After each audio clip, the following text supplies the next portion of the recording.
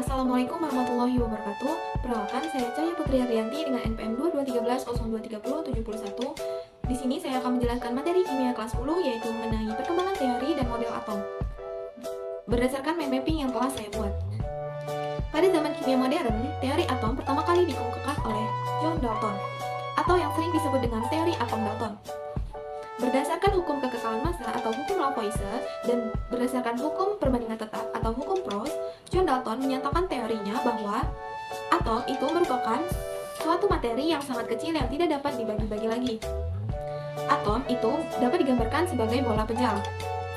Kemudian, atom suatu unsur sejenis itu memiliki sifat yang sama. Sebaliknya, atom suatu unsur yang tidak sejenis itu memiliki sifat yang berbeda. Kemudian, menurut Dalton, atom itu dapat bergabung dengan atom-atom lainnya untuk membentuk suatu molekul. Dalam teori atom Dalton, pasti memiliki kelebihan dan kekurangan.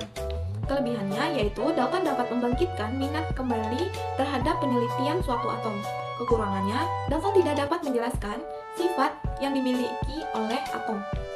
Yang kedua, Dalton tidak dapat menjelaskan perbedaan antara atom suatu unsur yang satu dengan atom suatu unsur yang lainnya.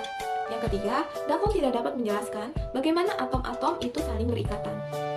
Sehingga muncul teori atom yang kedua, yaitu teori atom Thomson. Teori atom Thomson dikemukakan oleh J.J. Thomson pada tahun 1897.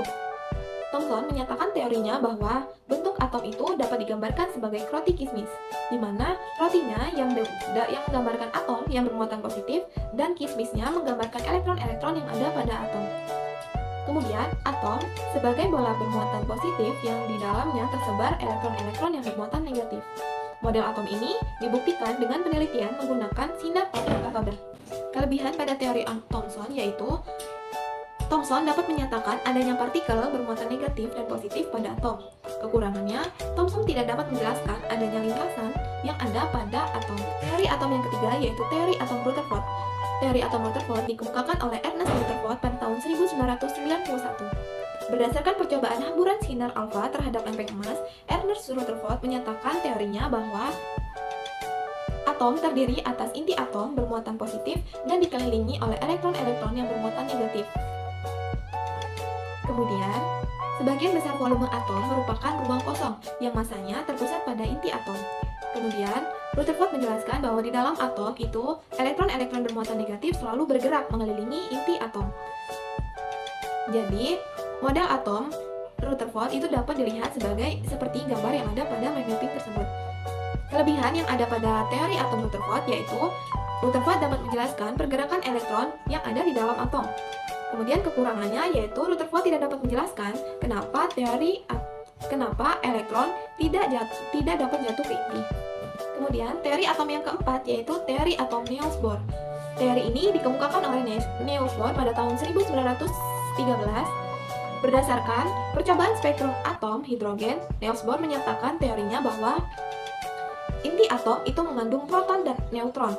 Kemudian elektron mengelilingi inti atom pada orbit-orbit yang telah ada. Kemudian, elektron dapat berpindah dari lintasan yang rendah ke lintasan yang lebih tinggi itu dengan cara menyerap energi, atau yang disebut dengan eksitasi. Sebaliknya, elektron dari lintasan yang tinggi jika ingin berpindah ke lintasan yang lebih rendah itu dapat dengan cara melepaskan energi, atau yang disebut dengan deksitasi. Kelebihannya yaitu dapat menjelaskan tentang spektrum atom hidrogen secara akurat. Kemudian kekurangannya yaitu Niels Bohr tidak dapat menjelaskan tentang spektrum warna yang ada pada atom. Dapat dilihat pada gambar model teori atom Niels Bohr itu, di mana atom itu memiliki inti atom yang dikelilingi oleh elektron-elektron pada lintasan tertentu atau orbital tertentu.